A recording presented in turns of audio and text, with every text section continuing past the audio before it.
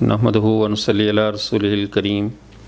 اما بعد فاعوذ باللہ من الشیطان الرجیم بسم اللہ الرحمن الرحیم۔ معزز سامعین،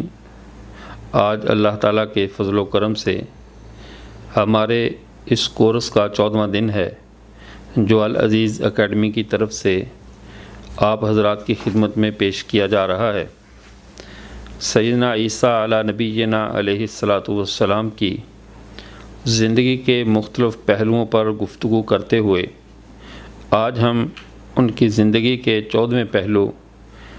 جس کو ہم مقام سیدنا عیسیٰ ابن مریم کے نام سے موسوم کرتے ہیں کہ سیدنا عیسیٰ علیہ السلام کا مقام اور مرتبہ کیا ہے۔ یہاں پر چونکہ بار بار پہلے بھی کئی مقامات پر ان کی شان اقدس کے حوالے سے گفتگو ہوئی اور بار بار ان کا ذکر جو ہو رہا ہے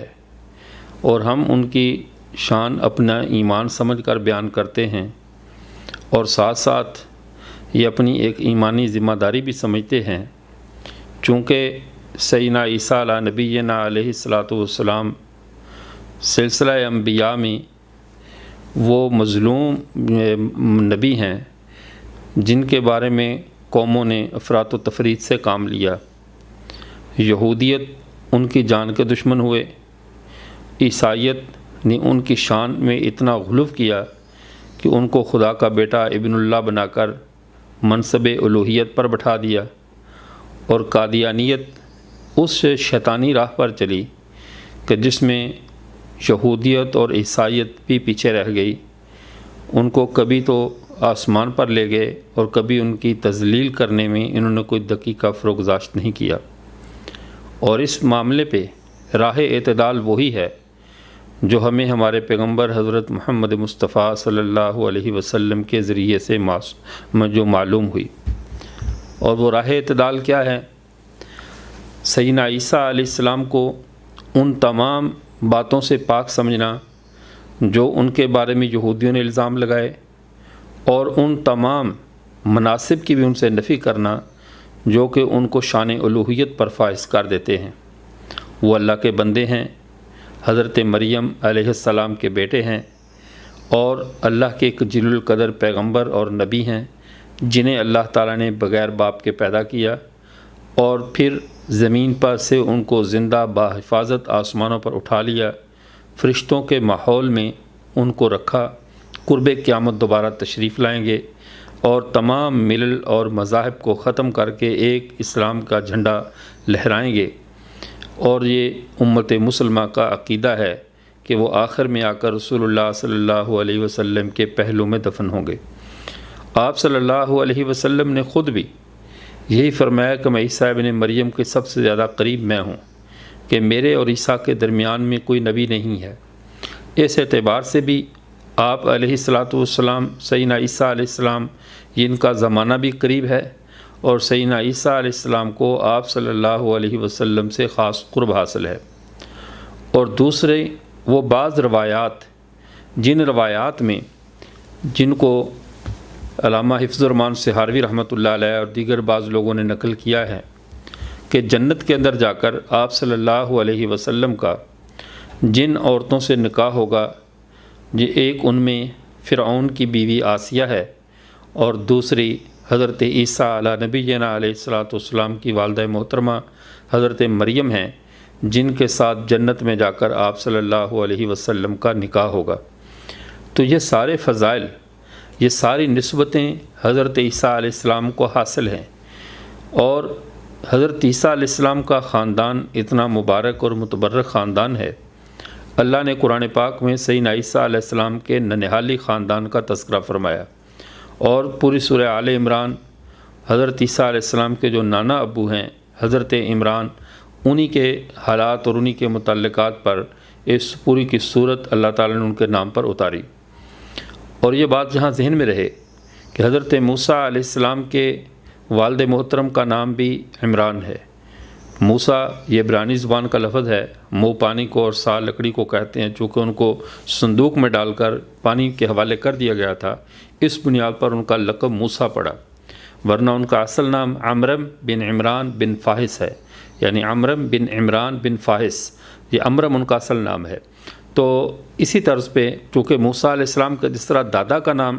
عمران ہے، حضرت عیسیٰ علیہ السلام کے نانا کا نام عمران ہے، اور یہ ان کے خاندان کے دونوں خاندانوں کو اولو العزم خاندان قرار دیا گیا، حضرت موسیٰ علیہ السلام کا خاندان بھی، حضرت عیسیٰ علیہ السلام کا بھی۔ تو یہ اولو العزم من الرسل، یہ ایک ایسے رسول ہیں جو اولو العزم رسولوں میں جن کا شمار ہے۔ ان کی شان اور مدحت ہمارے مسلمانوں کے، یعنی تمام نبیوں کی شان بیان کرنا مسلمانوں کا ایمان کا حصہ ہے،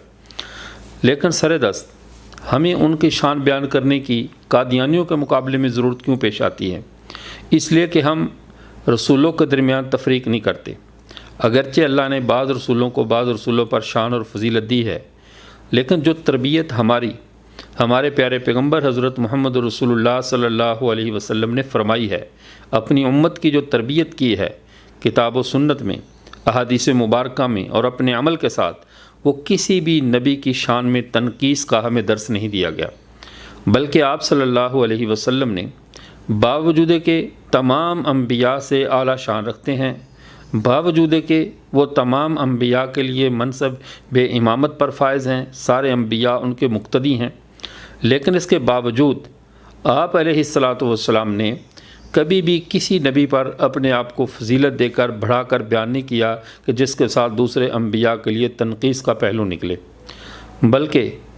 شان و مرتبے کے اعلیٰ ترین مقام پر ہوتے ہوئے بھی آپ صلی اللہ علیہ وسلم میں شان عبودیت، بندگی کی شان اتنی نمایاں تھی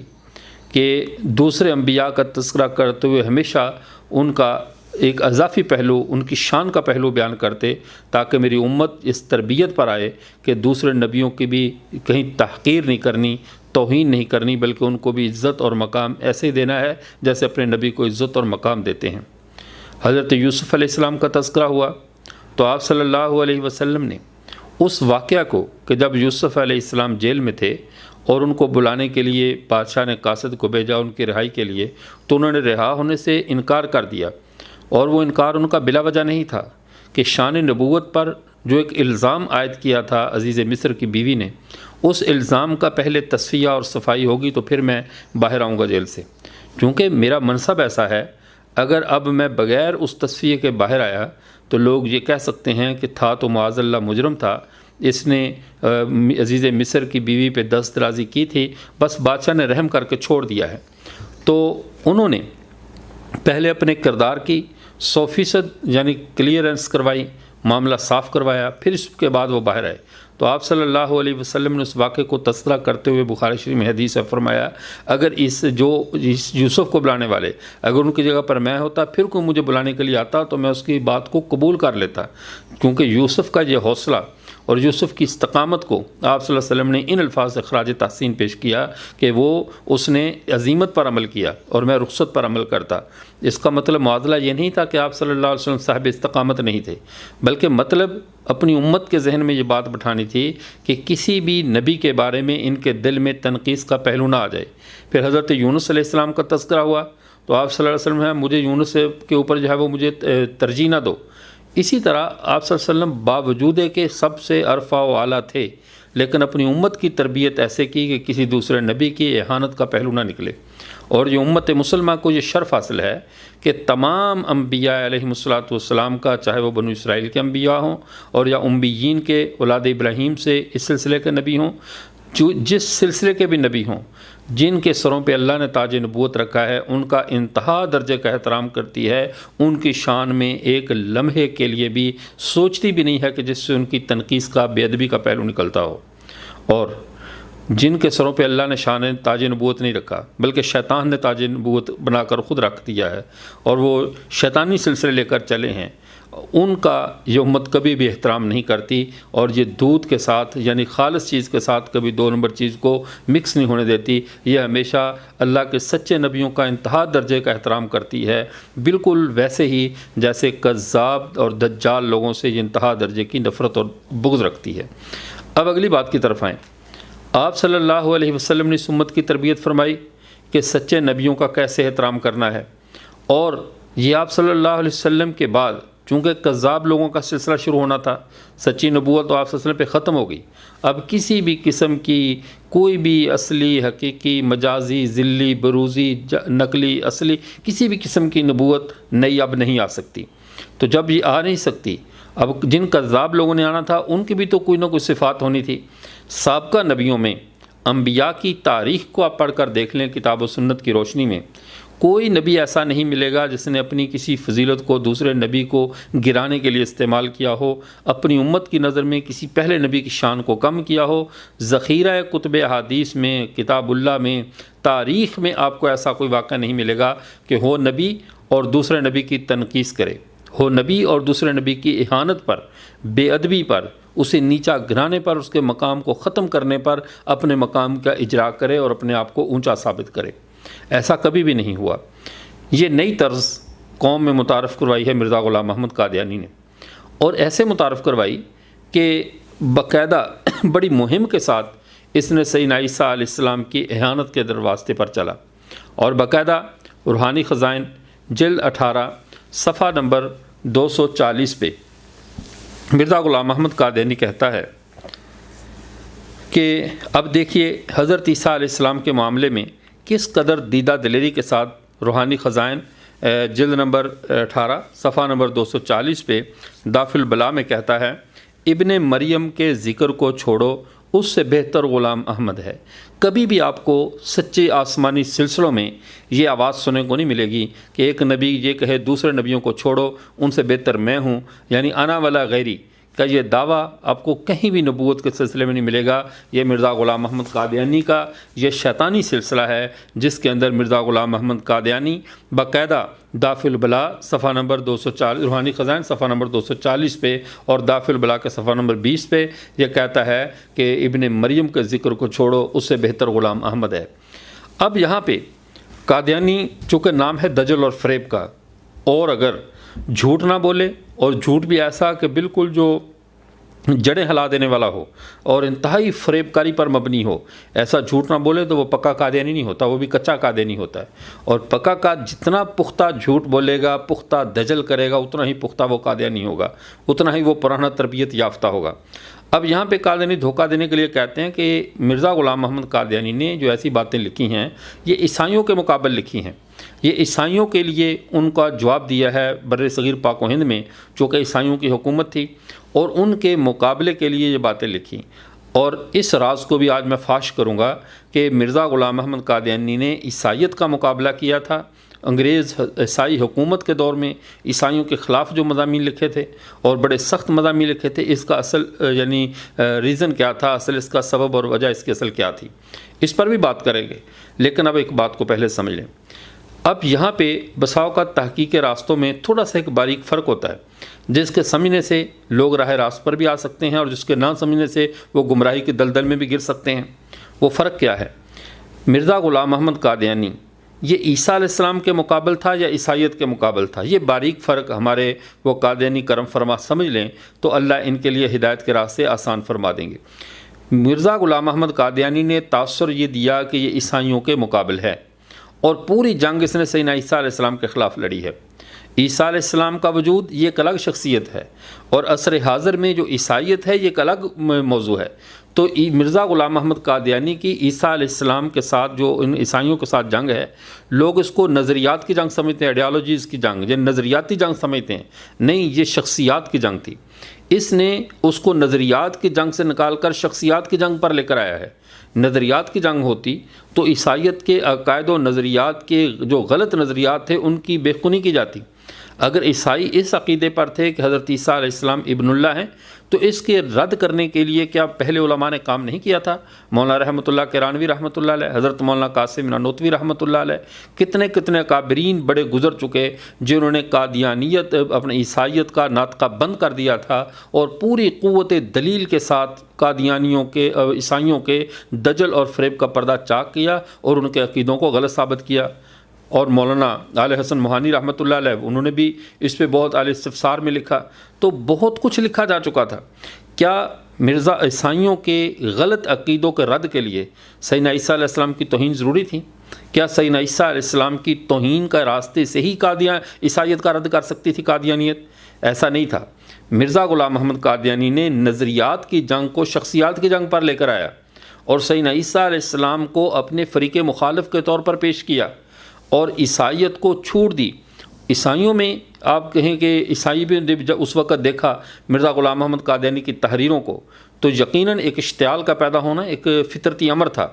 لیکن جب اس نے اپنی صفائی پیش کی اور وجہ پیش کی جو میں آخر میں جا کر تریاق القلوب کے حوالے سے بتاؤں گا، کس وجہ سے مرزا غلام محمد قادیانی نے عیسائیوں کے خلاف جنگ لڑی اور اپنے جو ہے وہ تقریریں کیں اور اپنی کچھ تحریریں عیسائیوں کے خلاف لکھیں اور عیسائیت کے دین پر ان کی سیاست غالب آ گئی۔ انہوں نے سیاسی طور پہ دیکھا کہ اس تحریروں سے مسلمانوں میں اشتعال پھیل رہا ہے، ان کی تحریروں سے مسلمان جو ہر وقت جگہ پہ جارحانہ انداز سے انگریز سے ٹکرا رہے تھے اب وہ دفاعی پوزیشن میں آ رہے ہیں، تو انہوں نے عیسیٰ علیہ السلام کی توہین کو برداشت کر لیا۔ چونکہ یہ شخصیات کی جنگ بنا رہا ہے تو عیسیٰ کے دفاع میں صاف ظاہر عیسائیوں سے زیادہ تو مسلمان میدان میں آئیں گے۔ جب عیسائیوں سے زیادہ مسلمان عیسیٰ علیہ السلام کے دفاع کے لیے صف آ رہا ہوں گے تو عیسائی تو پہلے کوئی ایسی کوئی غیرت مند قوم نہیں ہے کہ ان سے ہم یہ امید رکھیں کہ وہ عیسیٰ علیہ السلام کے لیے ایسا دفاعی نظام بنائیں اور وہ ان کے گستاخوں کے خلاف وہ کارروائی کریں۔ پوری دنیا میں عیسائیوں نے دنیا کو یہ بتایا کہ عیسیٰ علیہ السلام کو یہودیوں نے بقول ان کے عقیدے کے صلیب پر لٹکا دیا، اور پوری دنیا میں یہودیت کو تحفظ دینے والی بھی عیسائیت ہے۔ کہاں گئی ان لوگوں کی غیرت؟ تو انہوں نے پوری دنیا میں تحفظ بھی یہودیت کو انہوں نے دیا، اور عقیدہ بھی یہ ہے کہ ہمارے نبی کے قاتل بھی یہی ہیں۔ ان کو اگر آج عیسائیت کی سپورٹ ختم ہو جائے، عیسائی طاقتیں یہودیت کے پیچھے سے ہاتھ اٹھا لیں تو یہودیت اور قادیانی دونوں اپنا دم توڑ جائیں۔ اب اس کے باوجود عیسائی ان کو سپورٹ کر رہے ہیں کہ ان میں عیسیٰ علیہ السلام کے معاملے میں اتنی حساسیت اور اتنی محبت نہیں ہے جو اہل ایمان کے دلوں میں محبت ہے۔ اہل ایمان تو حضرت عیسیٰ علیہ السلام کے لیے میدان میں نکلے۔ جب اہل ایمان عیسیٰ علیہ السلام کے تحفظ کے لیے میدان میں نکلے تو عیسائی گورنمنٹ کو اس میں تھوڑا سا ریلیف مل گیا، کوئی تحفظ مل گیا، آسانی پیدا ہو گئی۔ تو اس بنیاد پر انہوں نے مرزا غلام محمد قادیانی کو اپنے دور اقتدار میں حضرت عیسیٰ علیہ السلام کی توہین کے لیے کھلی چھٹی دی۔ اس کی وجہ مرزا غلام محمد قادیانی نے خود بیان کیا، ہم کو اپنے گھر سے نہیں لائیں گے، ہم مرزا ہی کی کتاب سے ثابت کریں گے کہ اس نے جو عیسائیت کے حضرت عیسیٰ علیہ السلام کے خلاف جو لکھا ہے اس کی اصل اسباب کیا تھے، اصل وجوہات کیا تھیں۔ تو میں عرض یہ کر رہا تھا، مرزا غلام محمد قادیانی نے نظریات کی جنگ، آئیڈیالوجیز کی جنگ کو اس نے بنا دیا یعنی شخصیات کی جنگ، کہ یہ اس دو نظریات عیسائیت اور اسلام مد مقابل نہیں ہیں، مرزا غلام محمد قادیانی اور سیدنا عیسیٰ علیہ السلام مد مقابل ہیں۔ پھر عیسیٰ علیہ السلام تو ایک پاکیزہ نبی تھے، ان کی ایک شان تھی، ایک بلند مرتبہ تھا، تو اس نے عیسیٰ علیہ السلام کے مقام کو لمحہ بلمحہ نیچے گرانے کی کوشش کی، ان کو ڈیگریڈ کیا، ان کی شان کی طرف ایسے ایسے الزامات منسوب کیے جس سے ان کا وقار جو ہے وہ انبیاء کی یعنی لسٹ میں نہ رہے اور لوگ ان کو ایسے سمجھنا شروع کر دیں جیسے مرزا غلام محمد قادیانی کو سمجھتے ہیں۔ تو عیسیٰ علیہ السلام کے مقام و مرتبہ کا تحفظ کرنا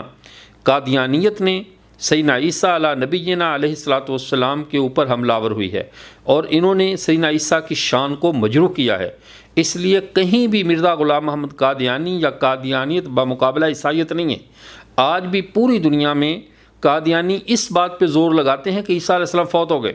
اس بات پہ زور لگاتے ہیں کہ عیسیٰ علیہ السلام کو مردہ ثابت کریں اور کشمیر میں دفن شدہ ثابت کریں۔ عیسائیت کے خلاف، ان کے عقیدہ تثلیث کے خلاف ان کے پاس کوئی بھی مؤثر اقدام نہیں ہے، یا ان کے پاس کوئی مؤثر لاہ عمل نہیں ہے، اس لیے کہ ان کی جنگ عیسائیت سے نہیں ہے۔ عیسائیت کو تو جو راتب خور ہیں ان کے چندوں پہ، ان کے فنڈنگ پہ، ان کے یعنی پھینکے ہوئے بھیک کے ٹکڑوں اور ہڈیوں پہ تو یہ لوگ پلنے والے ہیں۔ انہیں اس معاملے سے کیا غرض کہ عیسائیت کیا کر رہی ہے اور کیا اس کے طریقہ واردات ہے، انہیں دشمنی عیسائیت سے نہیں ہے، سیدنا عیسیٰ علیہ السلام سے ہے۔ تو یہ باریک فرق ہے۔ جو قادیانی عام حضرات قادیانی جو میری بات سن رہے ہیں وہ بھی اس بات کو سمجھ لیں، اور جو میں حوالہ جات پیش کروں گا ان حوالہ جات کو اپنی کتابوں میں جا کر چیک کریں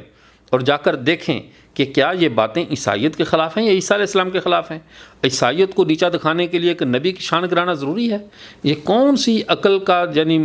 عقل کا فیصلہ ہے کہ ایک نبی کی یعنی ایک غلط لوگوں کو غلط ثابت کرنے کے لیے کہ اللہ کے سچے رسول کی تذلیل اور توہین کی جائے؟ یہ طرز اختیار کیا ہے قادیانیت نے۔ اب آئیے یہ طرز کیوں اختیار کیا گیا، یہاں پر ایک میں چھوٹی سی بات اور عرض کرتا چلوں۔ ہمارے عالم دین ہیں حضرت مولانا زاہد الراشدی صاحب دامت فیوزہم، حضرت جو امام اہل السنت حضرت مولانا سرفراز خان صاحب صفدر رحمہ اللہ کے بیٹے ہیں، مفکر اسلام ہیں اور بہت صاحب علم اور صاحب فضل ہیں۔ انہوں نے ایک ڈاکٹر اکرم ورک کی کتاب پر مقدمہ لکھا، متون حدیث پر جدید ذہن کے اشکالات، اس طرح کی کتاب ہے ان کی اس نام کی، اس کے اوپر مقدمہ لکھتے انہوں نے ایک بہت زبردست بات کی۔ انہوں نے فرمایا کہ یہودیت نے یہ تجربہ کہ کنسٹرکشن اور ریکنسٹرکشن کا، انہوں نے پہلے عیسائیت پہ یہ تجربہ کیا ہے تعمیر نو کے نام پہ، یعنی جو سابقہ روایات ہیں، سابقہ ان کے مذہب کے جو مسلمات ہیں، ان کو تعمیر نو کے نام پہ، ریکنسٹرکشن کے نام پہ ان تمام مسلمات کو گرا دیا جائے اور عیسائیت کو اس کی سابقہ مذہبی عمارت اور مذہبی قلعے سے نکال کر ایک نئے ٹینٹ کے نیچے لا کر کھڑا کر دیا جائے جو کہ تعمیر نو کے نام کا ٹینٹ ہو اور وہ سابقہ قلعے کی طرح مضبوط نہ ہو۔ بعد میں عیسائیت کو ہم گرا سکتے ہیں، ان کو ہم نیست و نابود کر سکتے ہیں۔ اس میں انہوں نے کیا کام کیا؟ جدید تحقیق، عصر نو لفظ تحقیق کو اجرا کر کے جو تحقیق شدہ عیسائیت کے مسائل تھے ان کو دوبارہ پولس کے ذریعے، پولس یہودی کے ذریعے جو اس نے عیسائیت کا لبادہ اوڑھ لیا تھا، اس کے ذریعے پوری عیسائیت کو ریکنسٹرکشن کے مراحل سے گزار کر پوری عیسائیت کا ڈھانچہ بکھیر کے رکھ دیا، ڈھانچہ بگاڑ دیا، اس کا حلیہ بگاڑ کے رکھ دیا۔ بر صغیر پاک و ہند میں یہی تجربہ انہوں نے دین اسلام کے ساتھ کرنا چاہا کہ اسلام میں ایک نئی تحقیق کی روح پھونکی جائے۔ اسلام کے جو 1400 سال سے اس وقت جب انگریز آیا تو 1200-1300 سال سے جو تحقیق شدہ مسائل تھے، احادیث تھیں، کتب فقہ تھیں، اسی طرح ان کے اندر تفاسیر تھیں، ان سب کے اوپر ایک نئی یعنی تعمیر نو کا ملبہ گرا دیا جائے اور ان کو نئی طرز پہ اس پہ کام لایا جائے۔ اس جدید تحقیق کے لیے، ریکنسٹرکشن کے لیے، عصر نو، تعمیر نو کے لیے انہوں نے جن لوگوں کو استعمال کیا ان میں سر فہرست قادیانی ہیں۔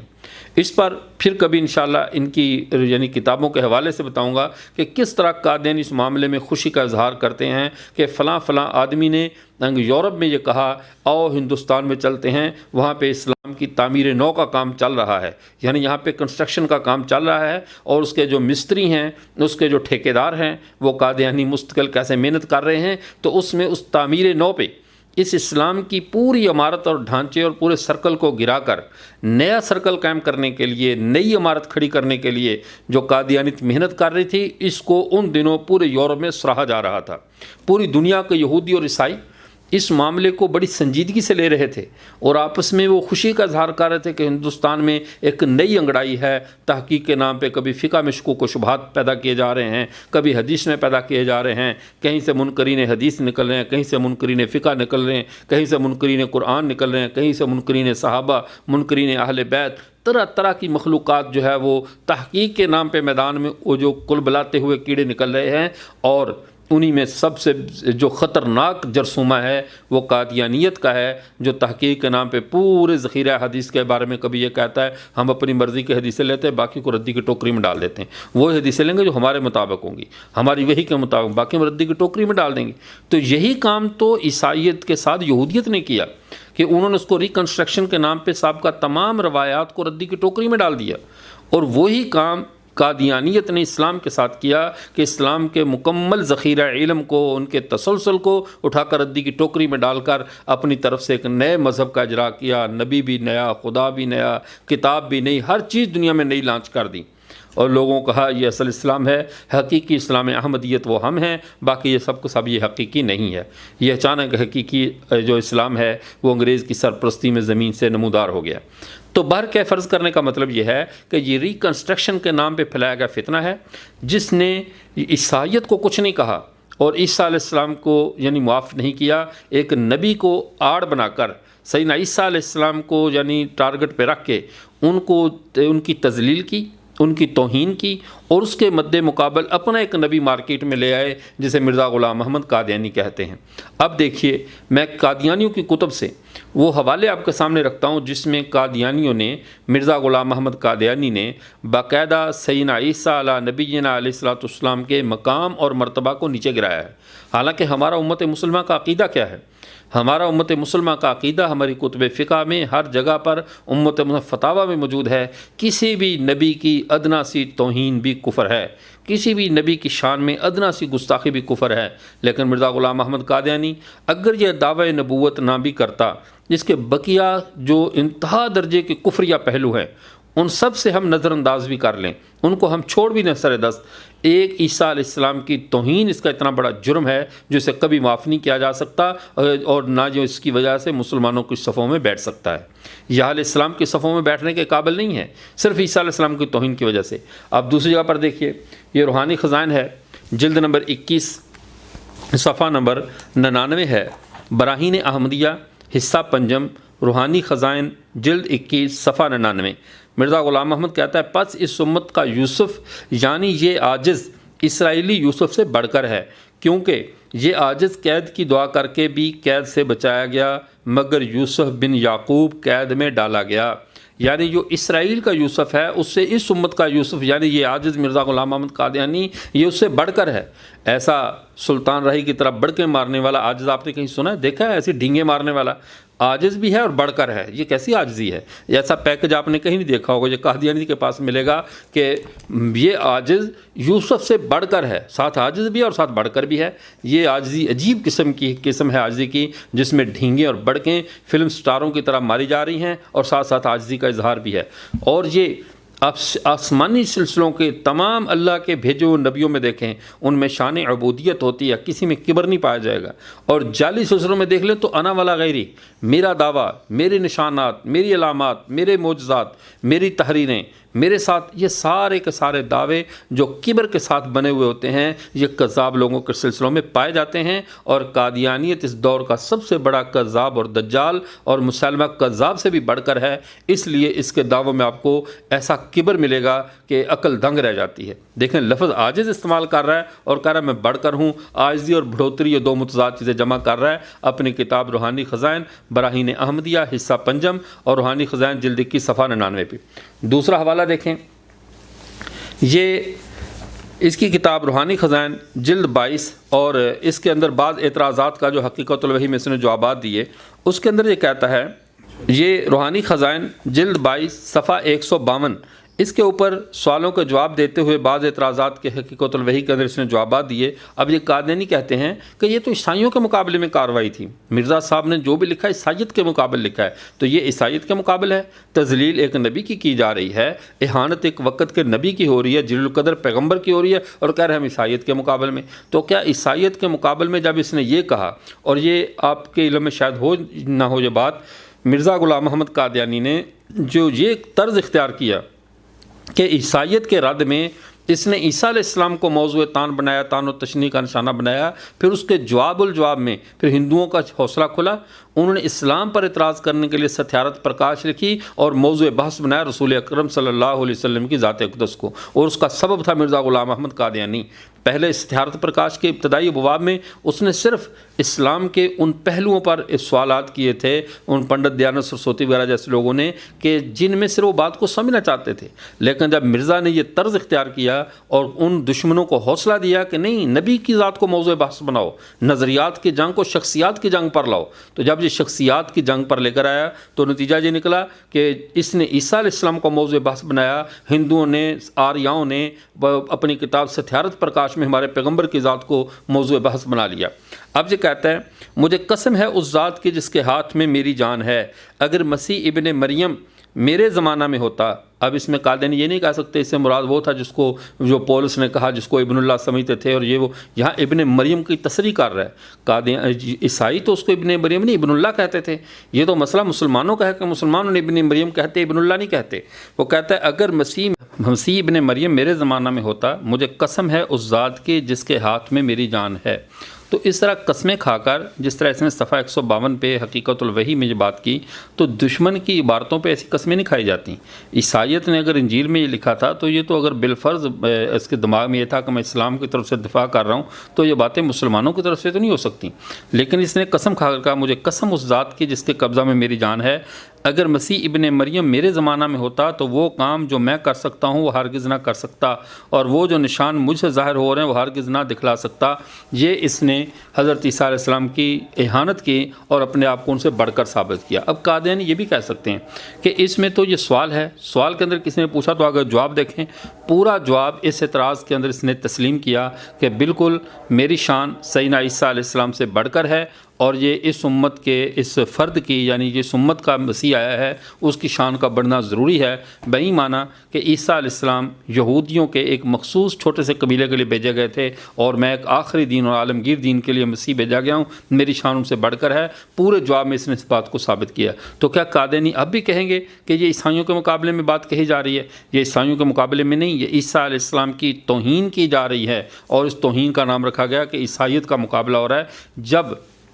مرزا غلام محمد قادیانی نے اس جرم کا ارتکاب کیا تو اسی جرم کے ارتکاب کرنے کی وجہ سے ہندوؤں کو موقع ملا، انہوں نے حضرت عیسیٰ علیہ السلام پہ اہانت کی، عیسیٰ علیہ السلام ہمارے پیغمبر کی اہانت کی۔ اس نے عیسیٰ علیہ السلام کی ذات کو موضوع بحث بنایا، انہوں نے ہمارے پیغمبر کی ذات کو موضوع بحث بنا دیا۔ تو جب بات نظریات سے نکل کر شخصیات پر آ جائے تو شخصیات پر تو پھر کیچڑ اچھالنے کے لیے جب دشمن کی زبانیں تم نے کھول دی ہیں تو پھر تو یہ سب کچھ ہوگا۔ یہی وجہ ہے کہ مرزا غلام محمد قادیانی نے اپنی دعوت کی بنیاد اپنی شخصیت کی پہچان پہ نہیں رکھی،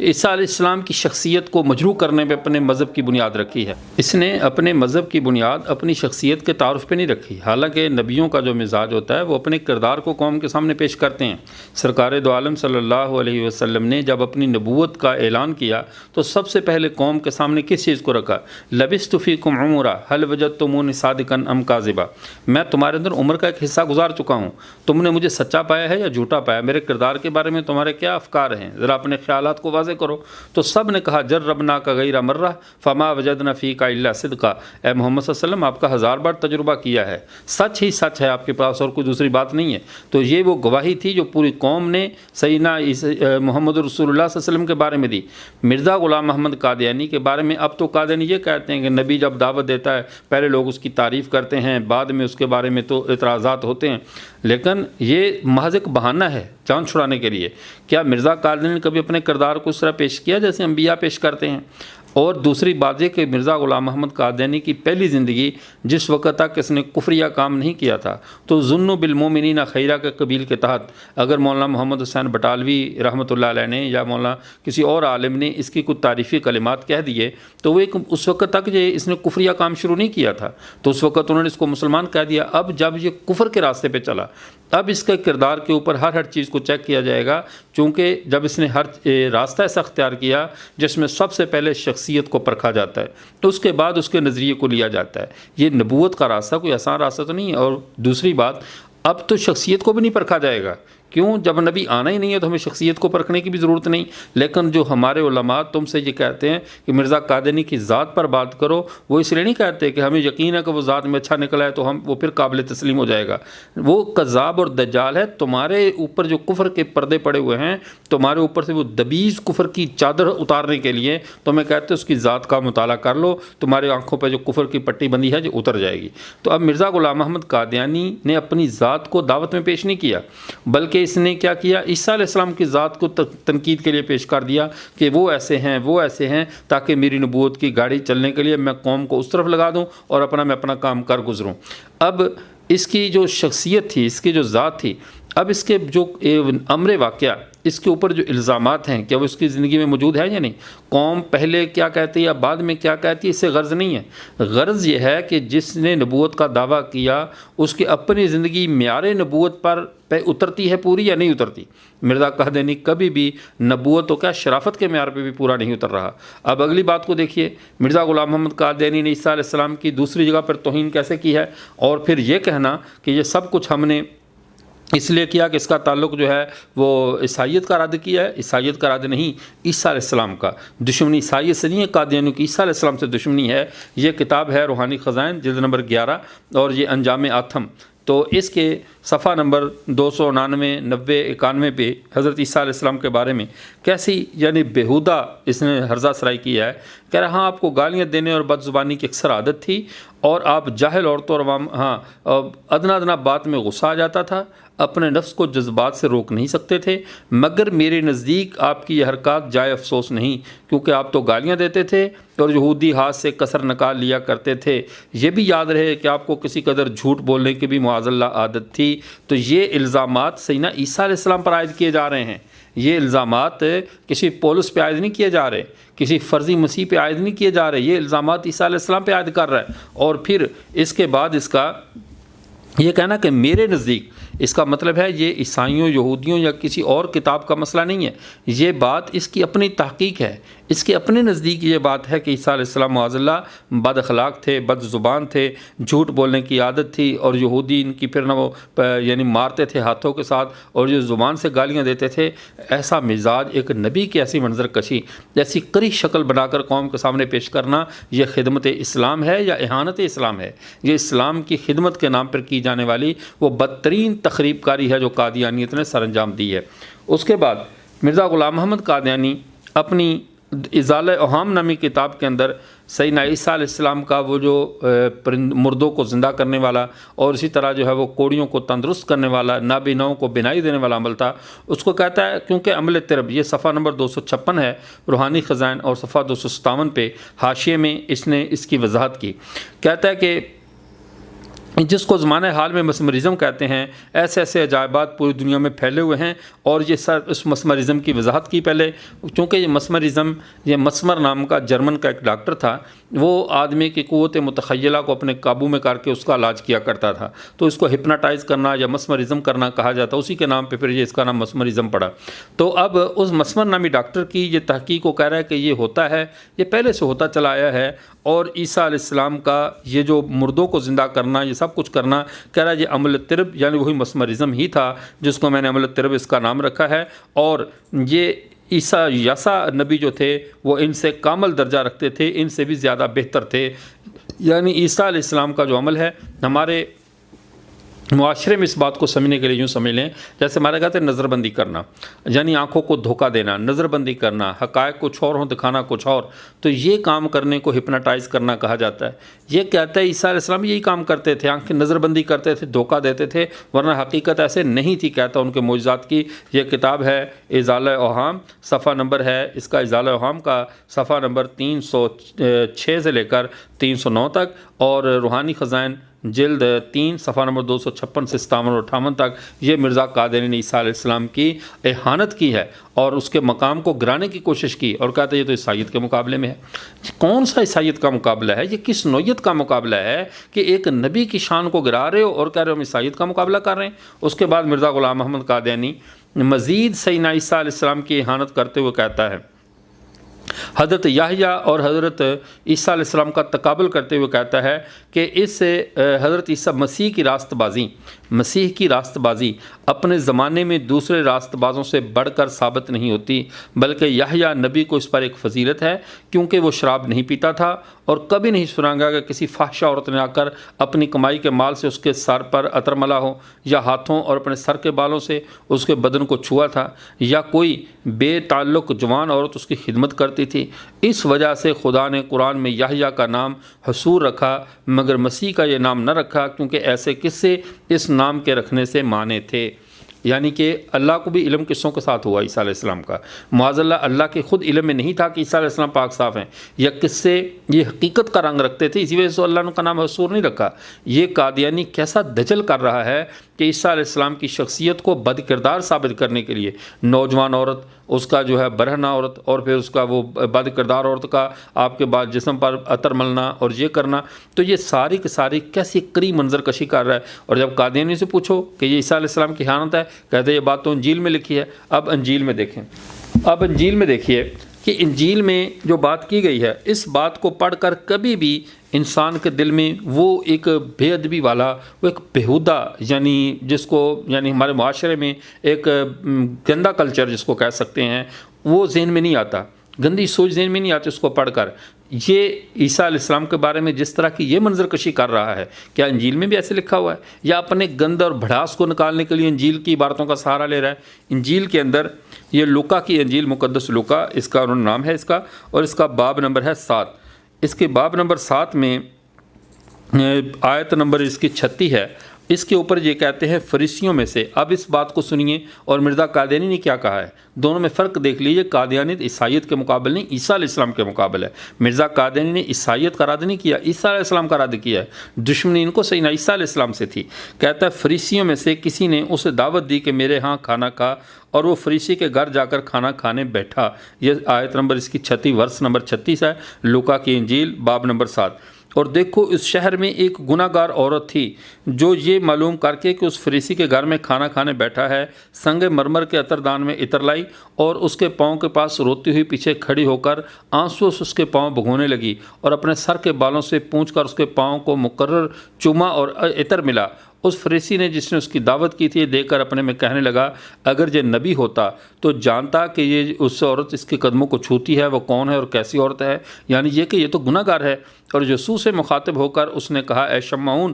مجھے تجھ سے کچھ کہنا ہے۔ اس نے کہا استاد فرمایا کسی ساہوکار کے 2 قرض دار تھے، یہ آگے اس کی پوری وضاحت کی۔ اب وہ عورت ایک گناہ گار ہے، وہ بقول اس کتاب میں یعنی اس واقعے کے اندر جیسے لکھا تحریف شدہ ہے جو بھی ہے، قطع نظر اس بات سے کہ اس واقعہ میں کس حد تک صدق ہے کس حد تک کذب ہے، لیکن بصورت تسلیم اسی واقعہ سے اگر قادیانیوں نے یہ بات لی ہے تو اس میں تو صرف اتنی بات ہے کہ گناہ گار عورت نے ایک نبی کو دیکھا، عطر لے کر آئی اور اپنا جیسے ہدیہ لانے کی ہوتا ہے بڑوں کے پاس آدمی جائے تو اپنا ہدیہ لے کر ان کی خدمت میں حاضر ہوتا ہے، تو ہدیہ لائی اور روتی ہوئی حاضر ہو رہی ہے، تو گناہ گار اپنے گناہوں کی وجہ سے رو رہی ہے اور روتی ہوئی حاضر ہوئی آپ کے قدموں کے اوپر جو ہے وہ اپنے آنسوں سے اپنے قدموں کو دھو رہی ہے۔ آگے اس کی وضاحت ہے کہ اس نے اپنے آنسوں سے میرے قدموں کو دھویا۔ اس میں کیا وہ جو قادیانی پیش کر رہے ہیں عیسیٰ علیہ السلام کے بارے میں، پھر انہوں نے آگے جا کر کہا کہ یہ گناہ معاف کروانے کے لیے آئی ہے، اور اس عورت سے کہا کہ جو گناہ معاف کرتا ہے اس عورت کا میں تیرے ایمان نے تجھے بچا لیا سلامت چلی جا، یعنی تیرا ایمان جو تو روتی ہوئی آئی اپنے گناہوں پہ نادم ہے تجھے اللہ معاف کرے گا، دعا کی کہا تو واپس چلی جا۔ تو یہاں پہ اس عورت کا اپنے اس کلام مقدس میں جو عیسائیوں کی کتاب ہے اس کے اندر صرف اس عورت کا اتنا واقعہ ہے کہ وہ اپنے گناہوں سے نادم تھی اور ایک نبی کے قدموں میں آ کر اس نے معافی مانگنے کی کوشش کی، اور مرزا اس کا تصور کیسے کھینچ رہا ہے چونکہ اس نے پھر وہ بانو نامی عورت سے اور پتہ نہیں کتنی عورتیں تھیں اس کے محل میں جو خادمات تھی اس کی، تو ان سے ٹانگیں دبوانی تھی، ان کے ساتھ اس کے کچھ ایسے تعلقات تھے جو قصیدے آج بھی زبان زد عام ہیں، اور ان نامحرم عورتوں کے ساتھ اس کی خدمات کی جو کہانیاں ان کی سیرت المہدی میں لکھی ہوئی، پوری کوک شاشتر بنی ہوئی اس کی سیرت المہدی، تو ان کہانیوں کو سند جواز فراہم کرنے کے لیے ضروری تھا کہ عیسیٰ علیہ السلام کے بارے میں یہ ایسی بکواس کرتا، ایسی ہرزہ سرائی کرتا، اور سو اس نے وہ کی، اپنی اس نے وہ حرکت کی اور عیسیٰ علیہ السلام کی شان کو ایسے دکھایا کہ پتہ چلے پہلے مسیح اور دوسرے نام نہاد مسیح میں کریکٹر کے اعتبار سے کوئی خاص فرق نہیں ہے، دونوں معاذ کریکٹر کے برے ہیں۔ یہ عقیدہ امت مسلمان نہیں رکھ سکتی، یہ بد تہذیبی اور ایک نبی کی اہانت کا ایک گھٹیا کفری عقیدہ، یہ قادیانیوں کو مبارک ہو، امت مسلمہ عیسیٰ علیہ السلام کے بارے میں کبھی ایسا بےہودہ سوچ بھی نہیں سکتی۔ اس کے بعد یہ دوسری کتاب ہے روحانی خزائن، جلد نمبر 9 ہے اور نور القرآن کا یعنی یہ حوالہ ہے اور صفحہ نمبر 449 پہ، اس میں اب اسی یعنی واقعہ کو اس نے دوبارہ کیسے بیان کیا، ایک خوبصورت قصبی اور سامنے پڑی ہے، یعنی جو قدموں پر بیٹھ کر معافی مانگ رہی ہے سامنے پڑی ہے، جسم کے ساتھ جسم لگا رہی ہے، یعنی پاؤں کو جو چوم رہی ہے اس کو جسم کے ساتھ جسم لگانے سے تعبیر کر رہی ہے۔ یہ کیسی اس کے دماغ کی اپنی اپچ اپنی گندگی ہے جس کو ایک نبی کی شان میں، خیر اس سے آگے وہ اپنا یعنی کہ تکلیف دہ باتیں ہیں جن کو ہم بیان کرتے ہوئے شرم آتی ہے کہ ہم ان باتوں کو کیسے کھول کھول کر بیان کریں، جیسے اس نے سے ایک جلیل القدر نبی کی اہانت کی ہے۔ اگر کسی کو مزید اس کے کفر کو پڑھنے کا حوصلہ ہو تو صفحہ نمبر 449 روحانی خزائن جلد نمبر 2 اور نور القرآن رسالہ نور القرآن حصہ نمبر 2 ہے اس کا، اور اس کا صفحہ نمبر 74 ہے، ٹھیک ہے، تو وہاں سے جا کر مطالعہ کر لے۔ ہمارا ایمان اور ضمیر اتنی اجازت نہیں دیتا کہ اس کے آگے جو اس نے جو گند اگلا ہے اس کو ہم لوگوں کے سامنے پیش کر سکیں۔ اس کے بعد تریاق القلوب کتاب ہے مرزا غلام محمد قادیانی کی۔ اب ہم آخر میں مرزا غلام محمد قادیانی کی وہ بات جو میں نے عرض کیا کہ وہ ثبوت کہ مرزا غلام محمد قادیانی نے جو عیسائیوں کے مقابل کہتے ہیں ہم نے بہت کام کیا، مرزا نے اتنی کتابیں لکھی، عیسائیت کو بہت چیلنج دیا اور عیسائیت کو ریورس گیئر لگا دیا، تو یہ کارروائی اس نے کیوں کی؟ عیسائی پادریوں کے خلاف یا عیسیٰ علیہ السلام کے خلاف اس نے جو لکھا اس کا اصل سبب کیا تھا؟ اب اس سبب کو ہم بیان نہیں کر رہے، اس سبب کو مرزا غلام محمد قادیانی بیان کر رہا ہے کہ اس نے یہ ساری کارروائی عیسائیوں کے خلاف بھی عیسائی گورنمنٹ کے لیے کی تھی، کوئی اسلام کی خدمت کے طور پر نہیں کی تھی۔ یہ اس کی کتاب ہے روحانی خزائن جلد 15 کے اندر اس کی کتاب ہے تریاق القلوب، یعنی جو اس نے خط لکھا حکومت کی درخواست، حضور گورنمنٹ عالیہ میں ایک عاجزانہ درخواست، یہ ہے اس کی کتاب حضور گورنمنٹ عالیہ میں ایک عاجزانہ درخواست۔ تریاق القلوب میں وہ درخواست کیا لکھی؟ کہتا ہے کہ میں نے جو عیسائی پادریوں کی طرف سے مشنریوں نے تحریر سے نہایت سخت ہو گئی اور ان کی حد اعتدال سے ان کی تحریریں بڑھ گئی تھیں، اور بالخصوص پرچہ نور افشاں میں جو ایک عیسائی اخبار لدھیانہ سے نکلتا ہے نہایت گندی تحریریں شائع ہوئیں، اور ان مؤلفین نے ہمارے نبی صلی اللہ علیہ وسلم کی نسبت نعوذ باللہ ایسے الفاظ استعمال کیے، شخص ڈاکو تھا، چور تھا، زناکار تھا، اور صدہ پرچوں میں یہ شائع کیا یہ شخص اپنی لڑکی پر بدنیتی سے عاشق تھا اور بھی ہما جھوٹا تھا، اور لوٹ مار اور خون کرنا اس کا کام تھا۔ تو مجھے ایسی کتابوں اور اخباروں کے پڑھنے سے یہ اندیشہ دل میں پیدا ہوا۔ عیسائیوں نے اخباروں میں لکھا، ہمارے پیغمبر حضرت محمد صلی اللہ علیہ وسلم کی اہانت کی۔ مرزا غلام محمد قادیانی کہتا جب میں نے وہ پڑھا تو میرے دل میں ایک اندیشہ پیدا ہوا کہ مبادہ مسلمانوں کے دلوں پر جو ایک جوش رکھنے والی قوم ہے، ان کلمات کا کوئی سخت اشتعال دینے والا اثر پیدا ہو۔ تب میں نے ان جوشوں کو ٹھنڈا کرنے کے لیے اپنی صحیح اور پاک نیت سے یہی مناسب سمجھا کہ اس عام جوش کو دبانے کے لیے حکمت عملی یہی ہے کہ ان تحریرات کا کسی قدر سختی سے جواب دیا جائے، یعنی یہ میں نے اپنی حکمت عملی کے طور پر ان کی تحریروں کا کچھ ذرا سختی سے جواب دیا کہ مسلمان کہیں اشتعال میں نہ آ جائیں اس کفر کی وجہ سے۔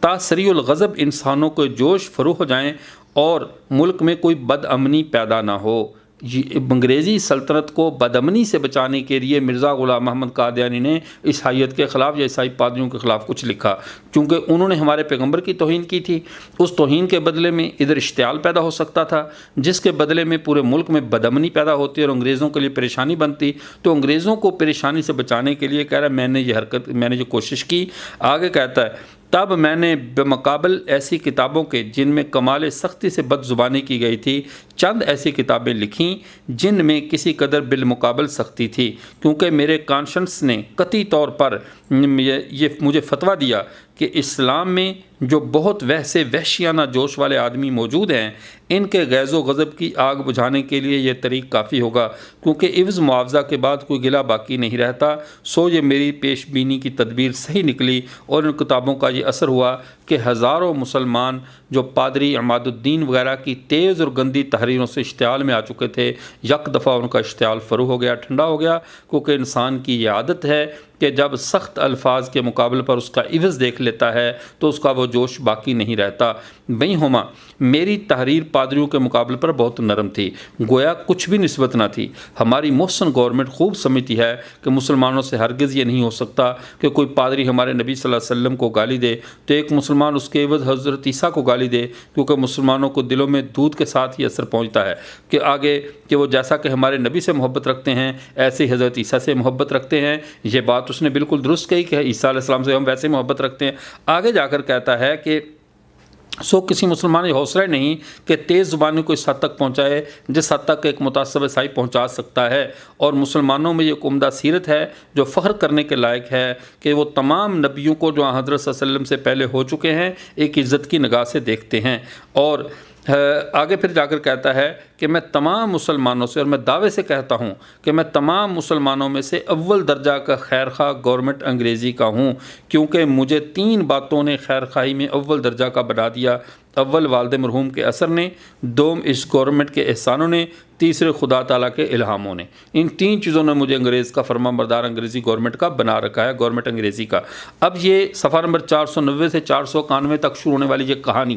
یہ وہ افسانہ کھول رہی ہے کہ مرزا غلام محمد قادیانی نے جو ان کے خلاف سخت تحریریں لکھی تھیں عیسائیوں کے خلاف، یہ صرف مسلمانوں کا غصہ ٹھنڈا کرنے کے لیے تھا کہ کہیں وہ انگریز حکومت کو نقصان نہ پہنچا دیں۔ اشتعال میں آ کر پادری عماد الدین اور اس طرح کے ان کے بڑے بڑے جو عیسائیوں کے مذہبی گرو ہیں ان کو نقصان نہ پہنچا دے، ان کے تحفظ کے لیے اس نے کچھ سخت باتیں کر دیں تاکہ مسلمان سمجھیں یہ عرض معروض ہو گیا، چونکہ مسلمان عیسیٰ علیہ السلام سے محبت کرتے ہیں اور جو ہے وہ محمد عربی صلی اللہ علیہ وسلم سے محبت کرتے ہیں۔ اس بات کو اس نے تسلیم کرتے ہوئے جواباً غزل کے طور پر اس نے کچھ لکھا تاکہ کچھ جوش ٹھنڈا ہو جائے اور انگریز حکومت کا تحفظ ہو۔ قادیانیوں سے میں درخواست کروں گا تریاق القلوب کی یہ عبارت خود پڑھ لیں اپنے گھروں میں، آپ کے یہ اگر روحانی خزائن کی یہ موجود ہے تو اس میں دیکھ لیں کہ یہ قادیانیت بامقابلہ عیسائیت نہیں ہے، عیسائی عیسائی گورنمنٹ کا تو تحفظ کر رہے ہیں اور بمقابلہ عیسیٰ علیہ السلام ہیں اور عیسیٰ علیہ السلام سے یہ دشمنی کر رہے ہیں۔ تو امت مسلمہ کے ہاں جو عیسیٰ علیہ السلام کا مقام ہے، قادیانیوں کے ہاں وہ عیسیٰ علیہ السلام کا مقام نہیں ہے۔ اس لیے ہم پوری امت مسلمہ سے کہتے ہیں کہ عیسیٰ علیہ السلام کے مقام کو پہچانیں اور ان کو وہی مقام دے جو شریعت نے ان کو دیا ہے۔ قادیانیوں کے دجل میں آ کر عیسیٰ علیہ السلام کے بارے میں بدگمانی کا شکار نہ ہوں۔ وآخر دعوانا الحمدللہ رب العالمین۔